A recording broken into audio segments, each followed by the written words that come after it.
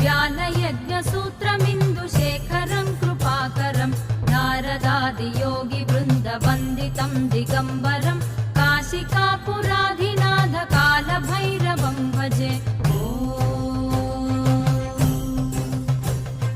भानुकोटिभास्वरं भवाब्धितारकं परं नीलकण्ठमीप्सितार्थदायकं त्रिलोचनं कालकालमम्बुजाक्षमक्षशूलमक्षरं काशिकापुराधिनाथ कालभैरवं भजे।